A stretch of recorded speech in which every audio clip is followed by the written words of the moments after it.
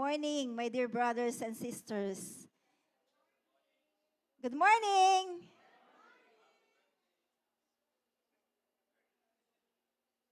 Kamusta po ang mga sheep of the Good Shepherds?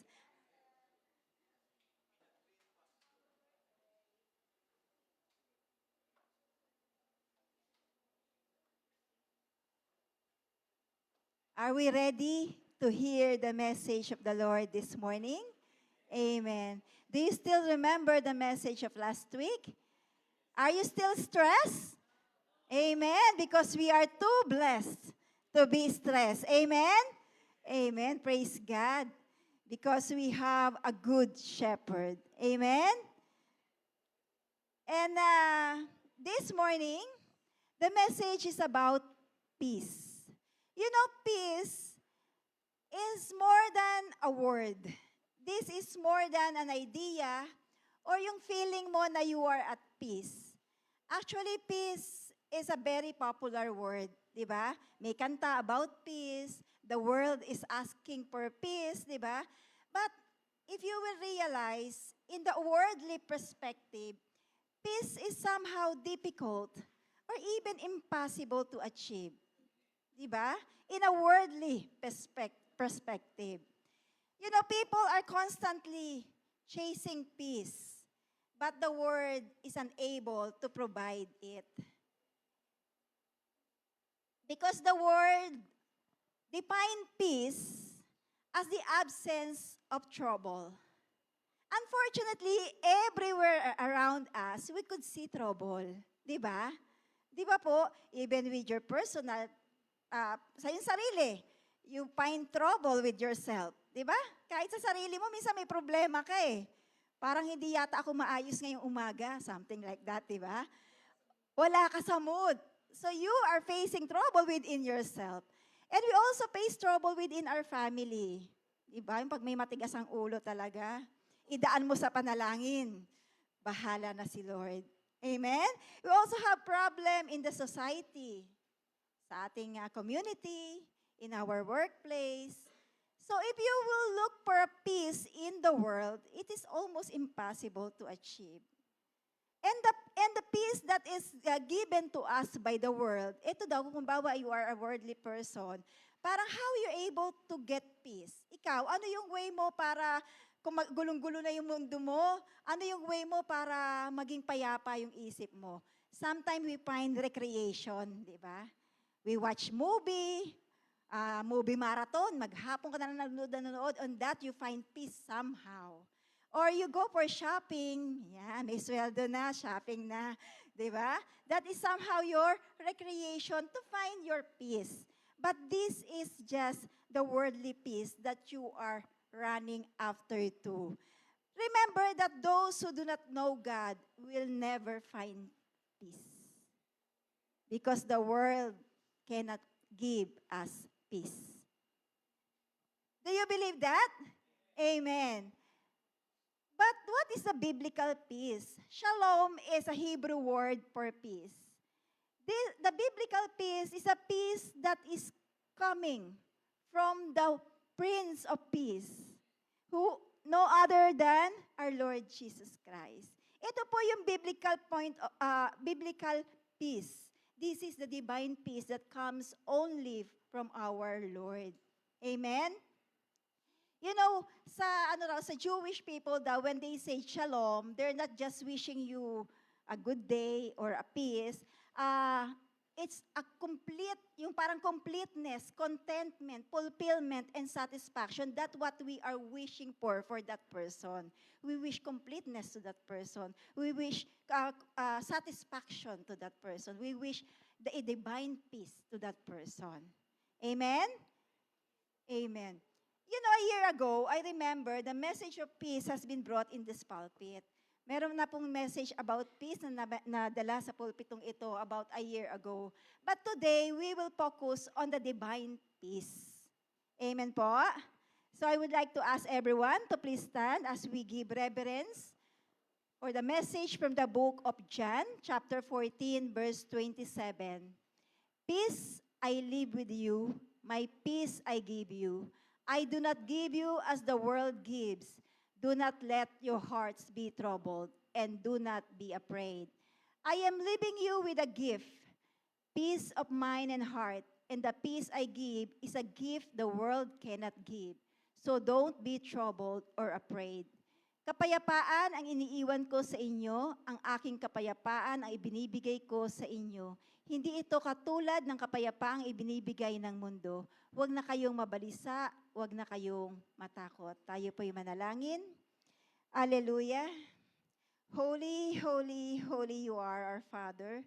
You are worthy of all our praises. You are worthy because you are worthy. Lord, once again, we are here, your children. Open our ears so we could listen to your word, O Lord God. Lord, I humbly come before you, O Lord God. Despite of my weaknesses, you are my strength, O Lord. Empty me, Lord. Empty me and fill me with your words, O Lord God, upang sa ganon, ikaw lamang ang marinig, ikaw lamang ang mapakinggan, ikaw lang ang makita, at ikaw lang ang mapapurihan, O Lord God. This is for your glory alone, O Lord God. Open our hearts to your words, O Lord God, naway ito'y maging isang magandang butil na tutubo sa aming puso at maisabuhay ang iyong mga salita. Purihin ka, O Lord God. Again, this is only for your glory. In Jesus' name we pray. Amen. Amen. Amen. Praise God. John chapter 14, verse 27, this is the peace that each children of God should have, because this peace is a gift to us by our God. Amen? You know, if you do not know Jesus, or maybe parang hindi mo pa siya masyadong kakilala, or maybe you're asking who is Jesus truly is, I would like to request that you read the book of John. Di ba po, from the Bible study, nasimula na po yung book of John. You should have your personal time with God, knowing who Jesus is. Read the book of John. Kasi po yung buong buhay niya nandun hanggang sa siya'y nag-resurrect at umupo sa kanan ng Ama. And you know, the promises of Jesus are in John chapter 13 to 16. These are his promises to his disciple and to the people who will listen to his disciple through his word, which is the scripture. Amen? So promises of peace is only given to those who belong to Christ. That's why we should know who is Christ. Amen? Amen. You know, when Jesus was saying this verse to the apostle, he himself is in a situation na pero parang medyo mahirap. He is in a tough situation. Bakit? Kasi ito yung time na alam niya that he will die. He knows that he will suffer and be crucified. But then, Jesus was telling the apostles, I give you peace. I leave you peace. This kind of peace that Jesus have is because he trusts the one who sent him. He trusts the Father, and he knows that Father knows best. Amen? So, basahin po natin sa kasunod na verse. Sabi dito, remember what I told you. I'm going away, but I will come back to you again. If you really love me, you would be happy that I'm going to the Father who is greater that I am. So this is the time Jesus knew that he will die. But imagine, he could say, I give you peace. My peace I leave you. Therefore, Jesus is at peace. Amen? And this is the peace that we should have as well as children of God. Amen? Amen. That despite and in spite of the situation, our peace is not affected. Amen? Sa chapter 17 po, verse 19 to 20, I give myself as a holy sacrifice to them, so they can be made holy in your truth. I am praying not only for this disciple, but also for all who will ever believe in me through their message. Jesus was praying to the Father for the apostles and for you and for me, who will hear and believe the message through the apostles. Do you hear the message of Jesus through his apostles? Amen. Through his words in the Bible? Amen. So therefore, when Jesus gave his life as a sacrifice, we are holy in the sight of the Father. Amen? Amen. You know, in John chapter 14, verse 27, there are 4 features of the divine peace.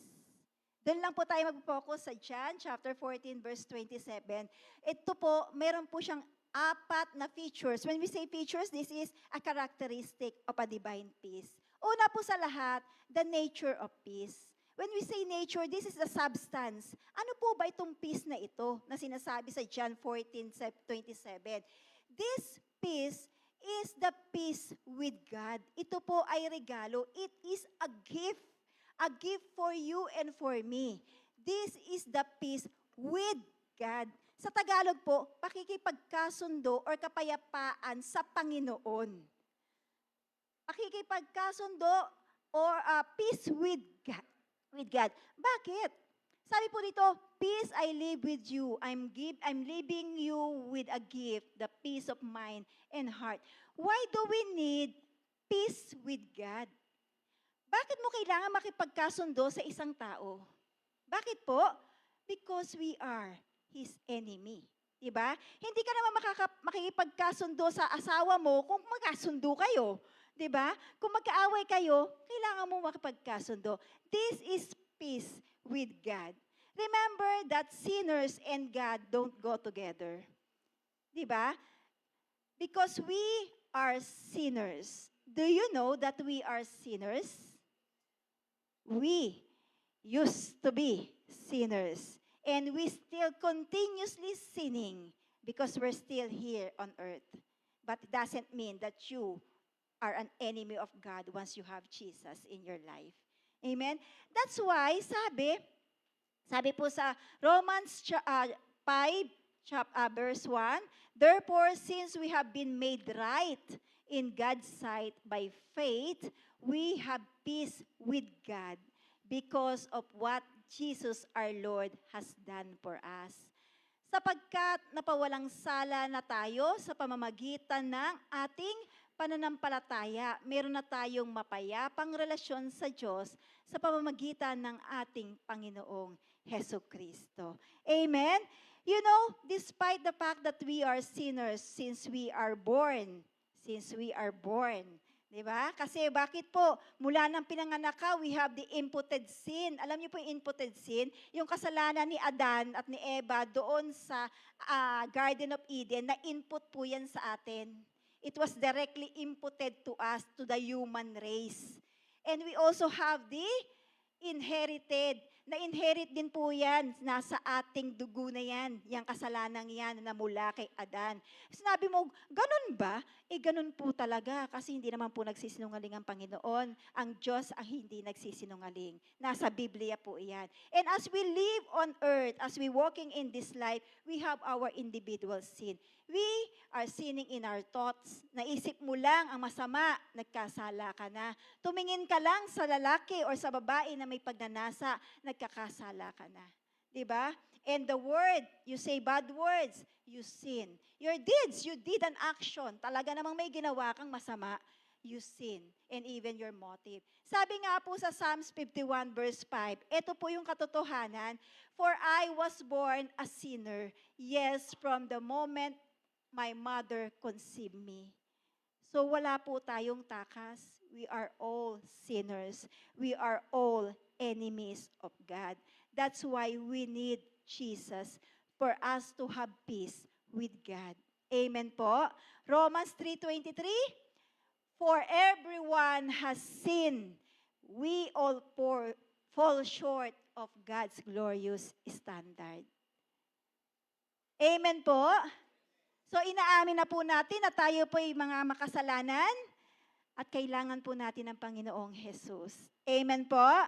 So humanity and God are at war on that time, di ba? So we need to be at peace with God. So sabi ko nga, we are enemies of God. James chapter 4 verse 4, you adulterers, don't you realize that friendship with the world makes you an enemy of God?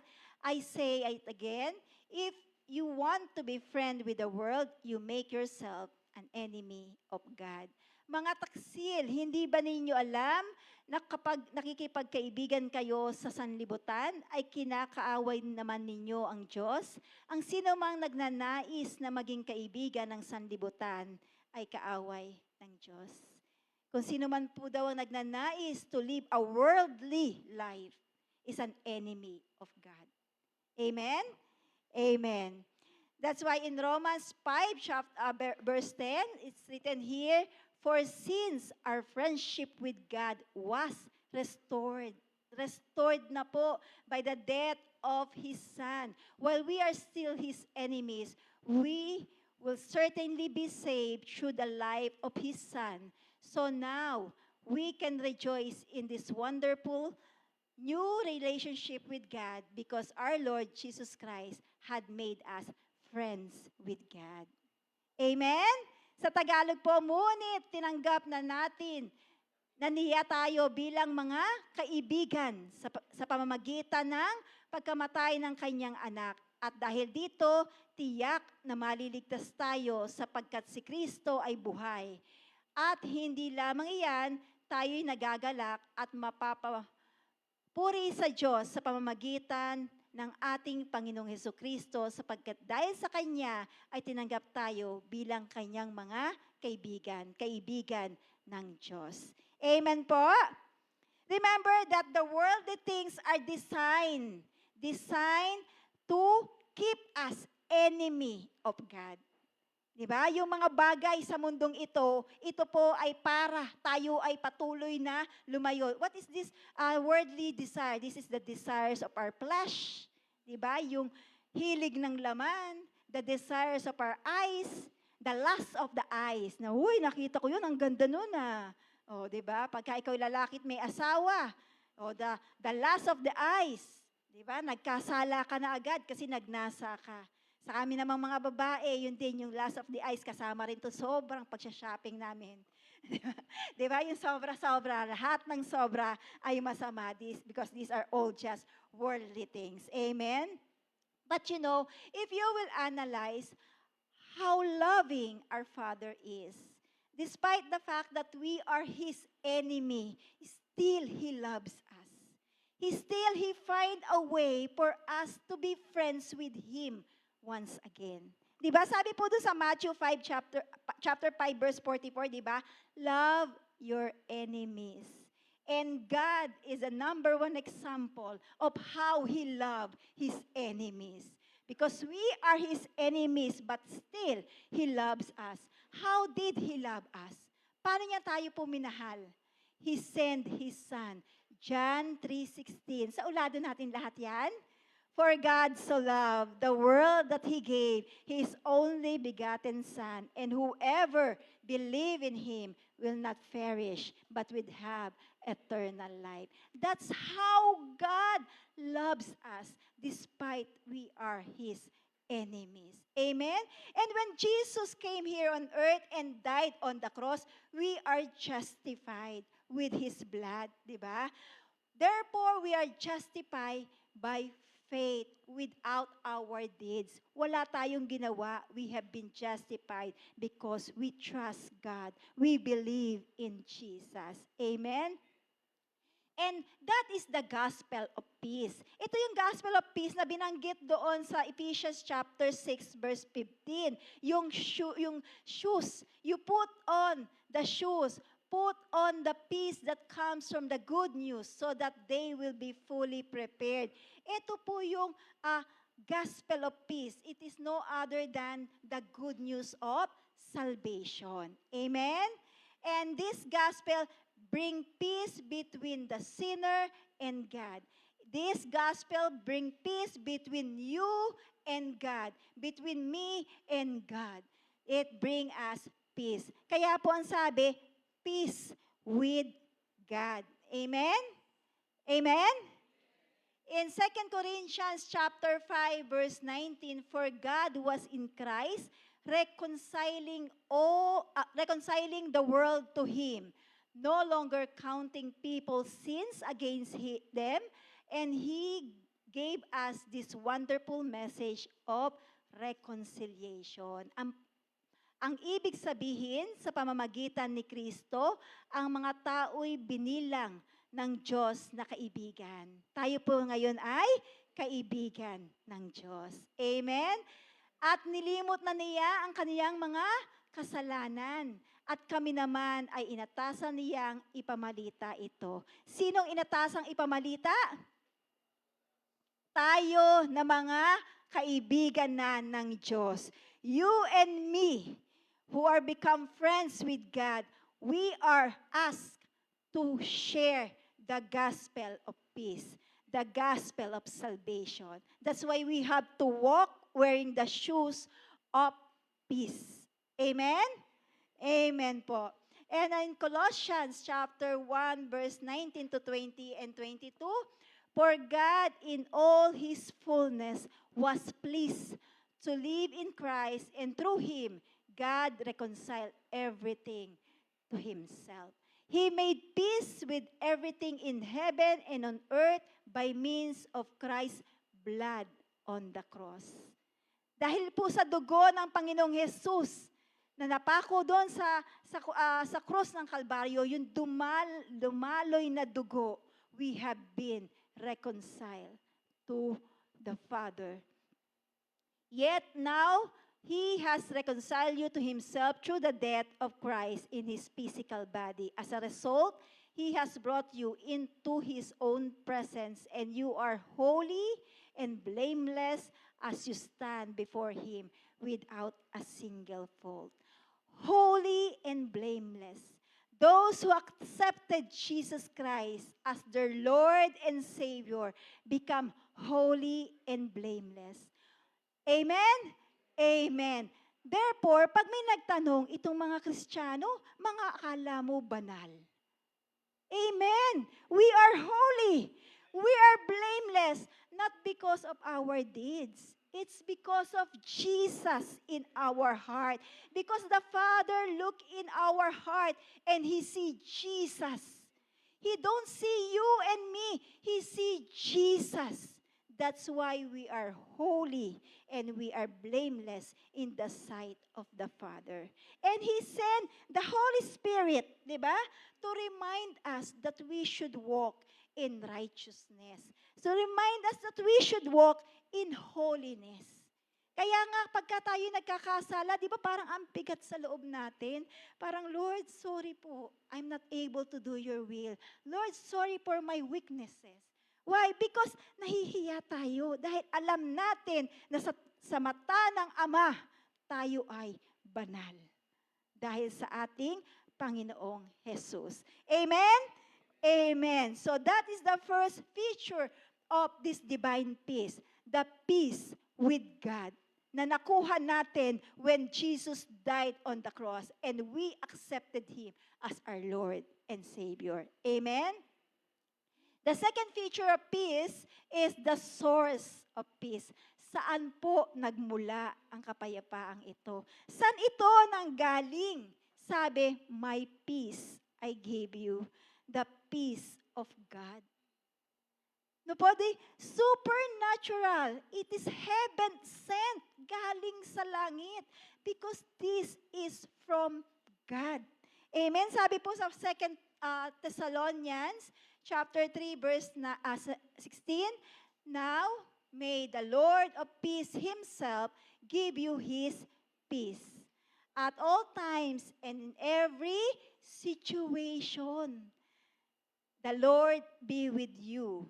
Ang Panginoon na pinagmulan ng kapayapaan ay siya nawang magkaloob sa inyo ng kapayapaan sa lahat ng paraan, in every ways, at sa lahat ng pagkakataon, in every situation. Naway sumainyong lahat ang Panginoon. Amen? So this is the peace that comes from our Lord Jesus Christ. that this peace will be with us all the time and in every situation. That we will not have this peace only when things are okay, only when things are good, only when you are satisfied. No, this peace is with us even in a difficult situation. Amen? Because this peace is from the Lord. Doon po sa Romans chapter 15 verse 33, hindi ko na po naisulat dyan, sabi noon, and now may God, the Father who gave us His peace, be with you all. Amen? At sabi po sa Psalms 29 verse 11, the Lord gives His people strength. The Lord blesses them with peace. Kaya nga po, in spite of our weaknesses, God give us strength and God give us peace. Si Yahweh ang nagbibigay lakas sa kanyang bayan at pinagpapala niya ng mapayapang buhay. Amen? So, ang Panginoong Jesus ang nagbigay sa atin ng kapayapaan. Nagmula ito sa Ama. And not only that, the Holy Spirit give us peace. Because this is the fruit of the Holy Spirit. Love is the fruit of the Holy Spirit. And it is manifested in joy, peace, patience, kindness, goodness, faithfulness, gentleness, and self-control. So, the Holy Spirit give us peace. Imagine as children of God, the triune God, our Father, our Lord Jesus Christ, and the Holy Spirit is the source of our peace. Sa Kanya nagmula ang ating kapayapaan. This is our heavenly peace. Amen? Amen. Since we have peace with God, now we have the peace of God. Amen? Amen po. So, the third features of the divine peace is the transcendence of peace. I do not give to you as the world give. Transcendence peace is peace beyond ordinary. Yung kakaiba. Kakaiba. It is matchless. Walang kapantay. Walang katulad. It surpasses all understanding. Hindi ito mapantayan, hindi ito mapaliwanag. Bakit ka ba may kapayapaan? Hindi mo maipaliwanag. 'Di ba? Hindi ko rin alam eh. Basta ako ay may kapayapaan sa puso ko. 'Di ba? That is the transcendence of peace. In Jeremiah chapter 6 to 14, this is the peace that people here in the world is looking for, but unfortunately, there's no peace in the world. Sabi nga, the world offers superficial treatment for my people's moral wound. They give assurance of peace but there is no peace. Halimbawa, di ba, in this world, when we are sad, bawa, we have friend, tapos masama yung loob natin sa asawa natin, tapos binerbalize natin dun sa ating friend. Tapos itong friend natin sa worldly person, sabihin, hayaan mo nga yung asawa mo, halika nga, tayo nga ay magdawar-dawar. This world give us this superficial treatment of peace, di ba? Pangsamantalang kapayapaan. Kaya sabihin, di ka, tayo manood ng sine. Diba? This is just superficial. No, this is just a superficial peace that the world offer. And this is not the transcendence of peace. Diba? In Isaiah 48 verse 22, but there is no peace for the wicked, says the Lord. Because the peace of God belongs to the people of God. Amen? Amen. In Philippians 4, verse 6 to 7, do not be anxious about anything, but in every situation, by prayer and petition, with thanksgiving, present your requests to God. And the peace of God, which transcends all understanding, will guard your heart and your mind with Jesus Christ. Amen? So, this surpasses all understanding. Hindi mo mapaliwanag basta't meron kang kapayapaan dahil ito'y galing sa Diyos. Amen po? Amen. I remember last week, our brother Rasio testified the goodness of God. Diba? He testified that he praised God despite the fact that his mother-in-law passed away. Diba? In our loss, we still have the peace because we know exactly where this person is going. Alam natin kung saan pupunta ang espiritu ng taong iyon. We have peace that when we die, we know that we're going to the Father with Jesus in heaven. Amen?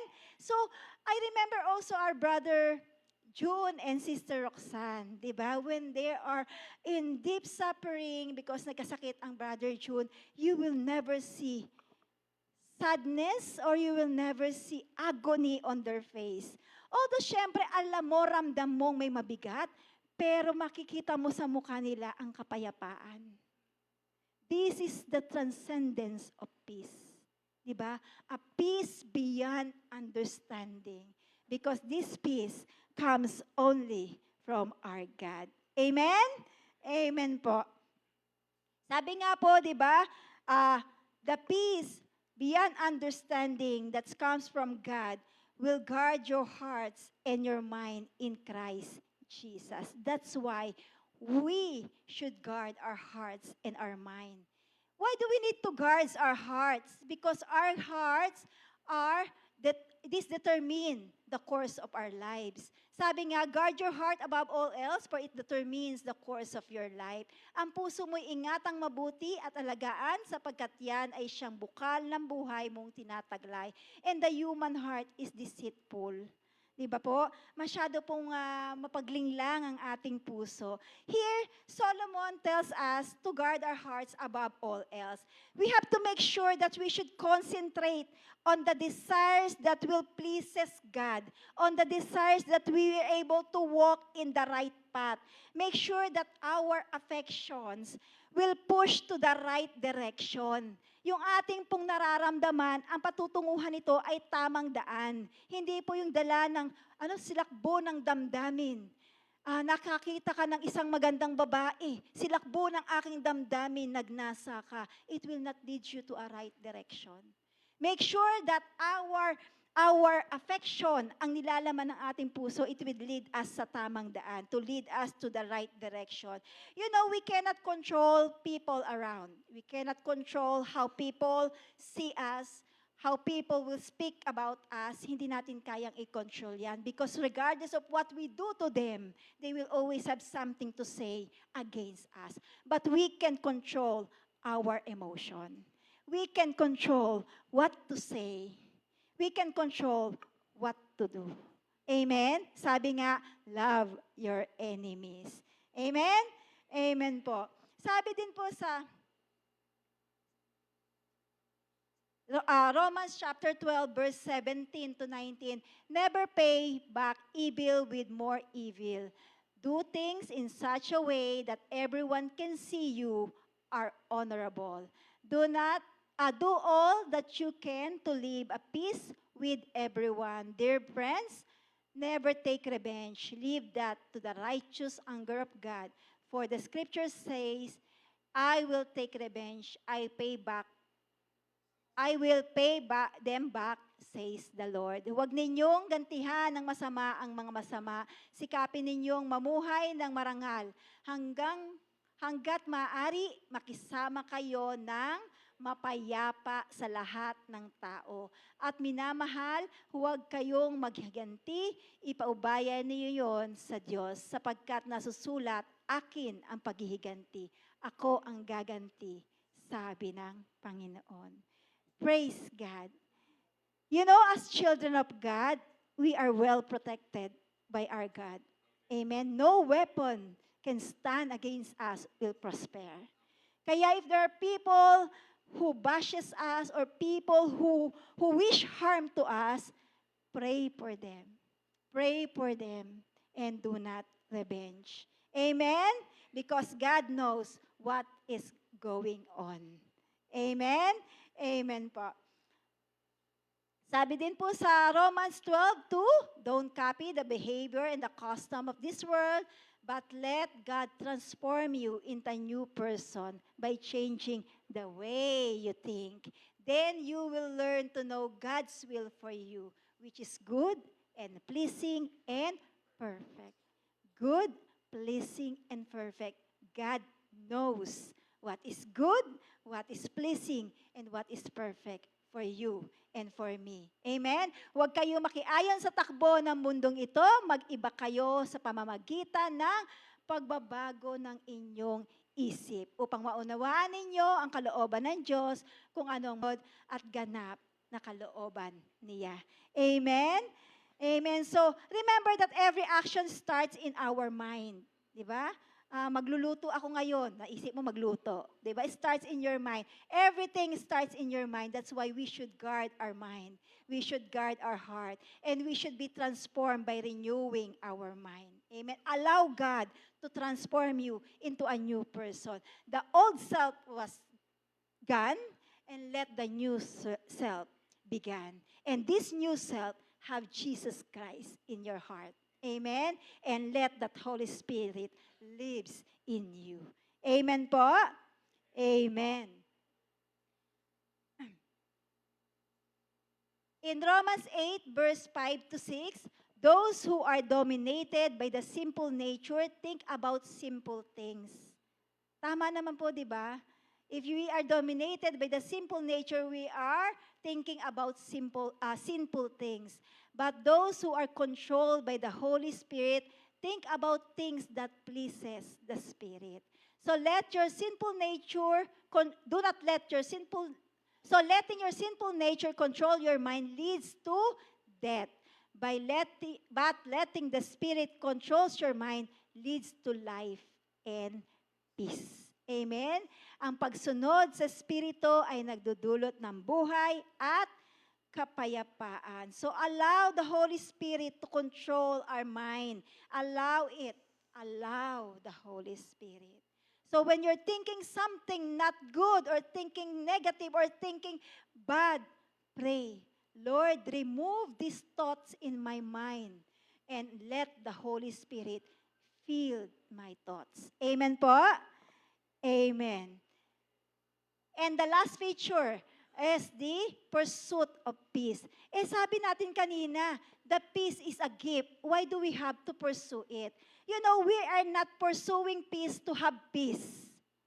We are pursuing peace to live in righteousness. Amen? Amen. Hindi po natin hinahabol ang kapayapaan para magkaroon tayo ng kapayapaan, just like the world is doing. They're running after peace. We already have peace. We just need to continuously walk in peace. Amen po? Sabi po sa Psalms 34 verse 14, depart from evil and do good. Seek peace and pursue it. Depart, layuan mo ang masama at gumawa ka ng mabuti. Diba? Seek peace and let's continue to pursue peace. Let the Holy Spirit leads us in seeking and pursuing this peace. Amen? In Colossians 3 verse 15, and let the peace that comes from Christ rule in your hearts. For as a member of one body, you are called to live in peace and always be thankful. Amen po? We are called to live in peace. May magkaaway ba sa panambahang ito? May magkaaway po dito sa loob ng panambahan? Wala. We are all children of God. And we should live in peace. We are called to live in peace with each others. Amen?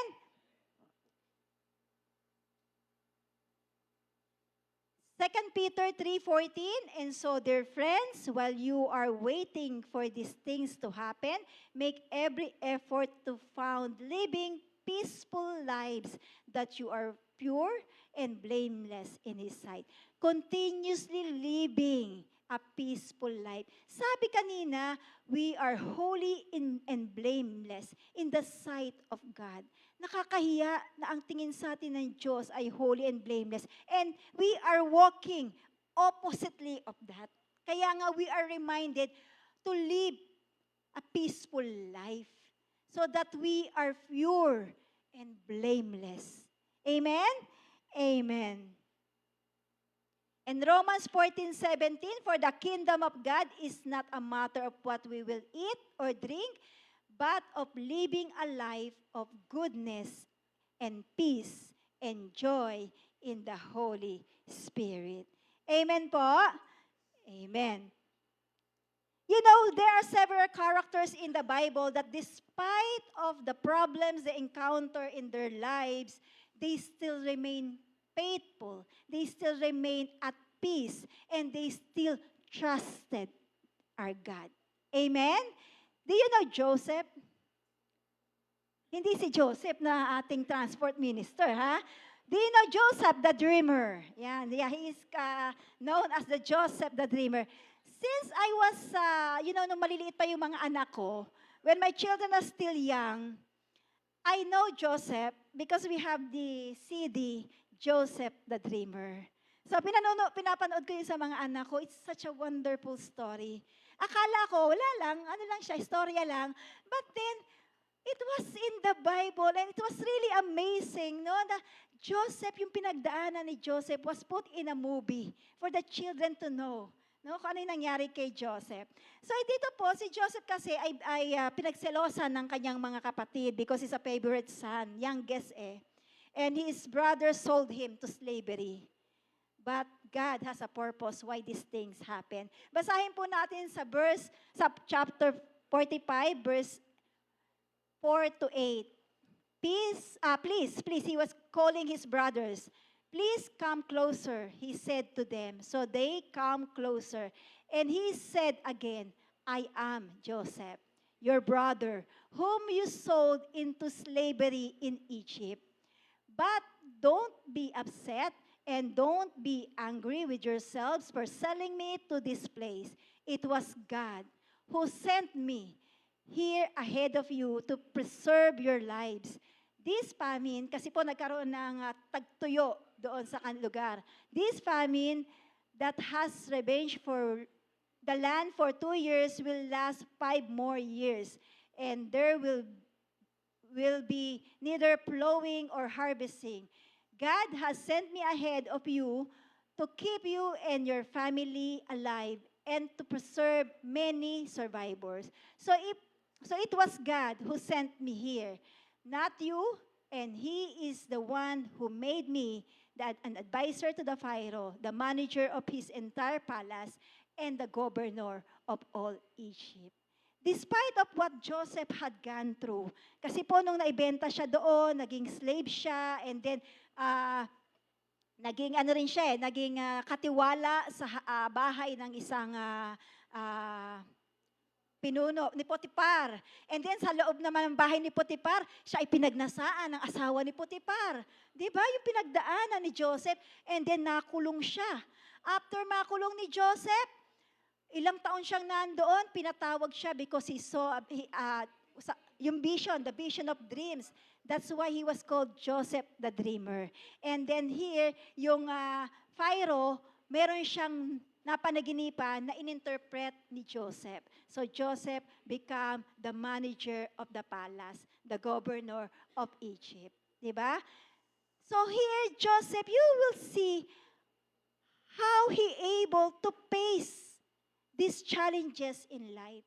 And despite of this, he knows that it was God who sent him to those process, to those agony, to those situation. Di ba nandun yung kapayapaan ni Joseph? Alam niya kasi na ang Diyos ang nagdala sa kanya doon. Amen? Who else? Sa Exodus po, si Moses, di ba, from the start, Moses, sabi niya, I'm not worthy kasi hindi ako magaling magsalita, but God equipped him. Dito po, sa chapter 14, verse 13 to 14, but Moses told the people, don't be afraid, just stand still and watch the Lord rescue you today. He trusted God. Kasi ito po yung time na hinahabol na sila ng mga Egyptian. Di ba? Yung umaalis sila dun sa Egypt to go to the promised land, hinahabol na sila. Sabi, nagre-reklamo na yung mga tao. And the Egyptian you see today will never be seen again. Kasi sila yung natabunan dun sa water, sa Red Sea. Di ba? The Lord Himself will fight for you. Just stay calm. See the peace of Moses have? Di ba? Despite na hinahabol na sila, chariots, di ba? Mga ano, but still, stay calm. Amen?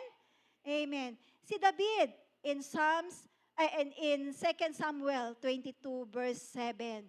But in my distress I cried out to the Lord. Yes, I cried to my God for help. He hears me from his sanctuary. My cry reaches his ear. He trusted God that his cry will reach him, will listen. The Lord will listen to him from his sanctuary. Amen? So this is the peace, the divine peace that you and me should have. Diba? You will trust regardless of. And Job, kilala niyo si Job? Sino gusto maging tulad ni Job? Yung pinagdaanan ni Job? Wag po sana, Lord. But the faith of Job, we want the faith of Job. Diba? Bakit po? Job is a rich man. Job has everything. But in one day, everything was gone. Except for his wife. Diba? Except for his wife. Lahat nawala. Anak, properties, lahat.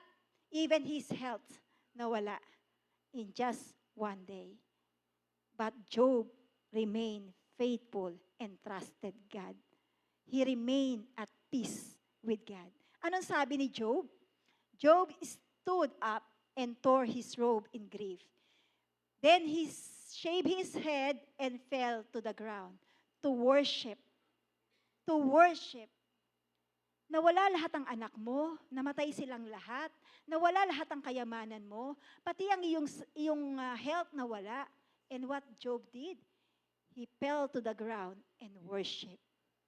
He said, I came naked from my mother's womb, and I will be naked when I leave. The Lord gave me what I had, and the Lord has taken it away. Praise the name of the Lord. Amen?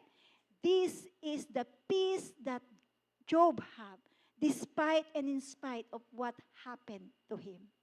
This is the divine peace. Amen po? Amen. And in 2 Corinthians chapter 12, verse 8 to 10, this is Paul, si Pablo. Sabi dito, 3 different times I begged the Lord to take it away. Each time he said, my grace is all you need. My power works best in weaknesses. So now I am glad to boast about my weaknesses so that the power of Christ can work through me.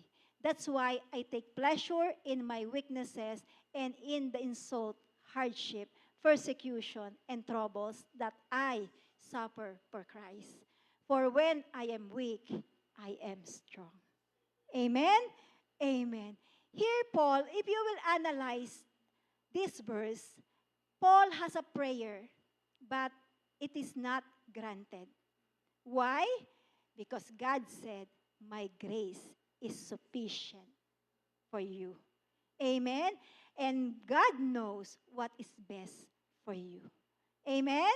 And despite our prayers not being answered, we should still remain faithful to God. We still have the peace in our heart that God is working on us. Amen po? Amen.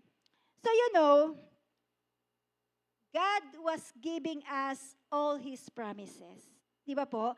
Para itong isang bank account, meron kang bank account, and then yung pong bank account mo, merong 1 million reals. Wow, sana all. Di ba? May lamang pera yung bank account mo. But during your problem, you are not coming to the bank to withdraw some of those money. Ano pong silbi? Anong silbi ng bank account? Wala, di ba? God was giving us all His promises. God has told us that all the resources of heaven is available for you and for me. We just need to access. Kailangan lang po natin siyang i-access. Sabi po sa John 14:13, hindi ko na po naisulat kasi dyan, ang sabi po doon, you can ask anything in my name and I will do it so that the Son can bring glory to the Father. All the resources of heaven is available for all of us. We just need to go, access, ask in the name of the Lord Jesus Christ. Amen po? Parang yung bank account mo, pumunta ka sa bangko, mag-fill up ka ng form to withdraw. Diba? You should act. You should do something to access it. It is all available to us. Amen po? Not only the promises, the truth about who you are as friend of God, as children of God, and the truth about who our Father is, the truth about who Jesus is, it is all available to us. We just need to know. How we will know? We need to read His Word. Kailangan po nating basahin ang kanyang salita. We need to read the Scripture for us to know Him more. Not only to listen to the preachers or to the teachers, but you yourself, you should have a one-on-one, intimate time with God by reading His Word. Pag may problema ka, Lord, lumapit ka. Lord, ito po yung problema ko. Isumbong mo. And then open the Bible. And the words of God will give you the answers. Amen? So His promise of truth is available. You just need to access it by reading the gospel, the word of God. Amen? And He promised that the Holy Spirit will indwell in us. But we should walk in righteousness. We should walk in the Spirit. Amen po? Hindi pwedeng sabi mo, come Holy Spirit, dwell in me. Pero, dun ka sa likong daan, dumadaan. We should walk in righteousness. Amen po? Amen. Sabi po sa Philippians 4 verse 8 to 9, and now, dear brothers and sisters, one final thing. Fix your thoughts on what is true and honorable and right and pure and lovely and admirable. Think about things that are excellent and worthy of praise. Keep putting into practice all you learn and receive from me.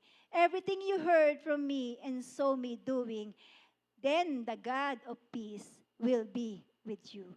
Bilang pagtatapos, mga kapatid, dapat maging laman ng inyong isip ang mga bagay na karapat-dapat at kapuri-puri, mga bagay na totoo, marangal, matuwid, malinis, kaibig-ibig, at kagalang-galang.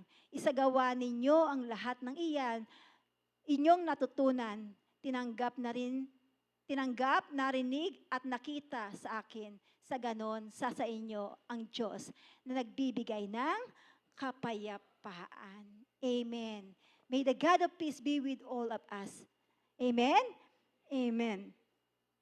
You know, for conclusion, sabi dito, we do this by keeping our eyes on Jesus, the champion who initiates and perfects our faith.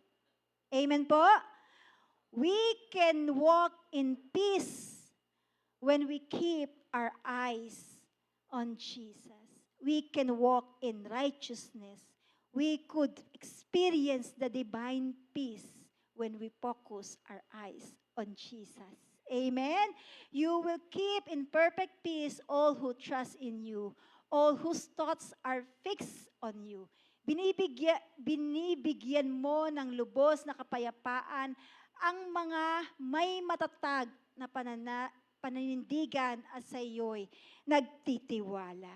You know, perfect or divine peace is a product of a perfect trust.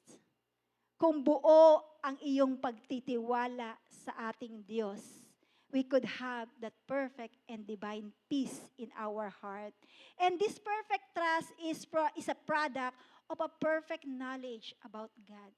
Kailangan kilala mo ang ating Diyos. Kasi kung hindi mo siya kilala, paano ka magtitiwala sa Kanya? Di ba? Kaya ka nga sumasakay sa eroplano kasi alam mo ang nagmamaneho nun ay piloto. Eh kung alam mo na ang nagmamaneho nun ay isang ordinaryong tao, let's say yung isang hardinero, sasakay ka doon? Hindi. Because you should know who God is so that we could trust Him. We could put our trust in Him. And how we will know Him? By reading His Word.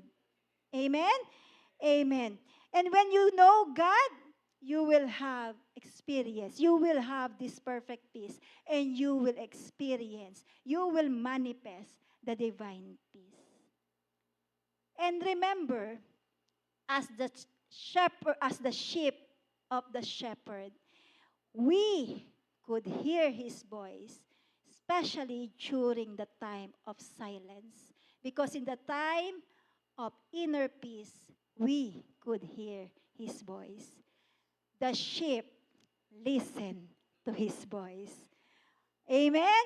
All praises, glory, and honor to our Lord alone. Amen.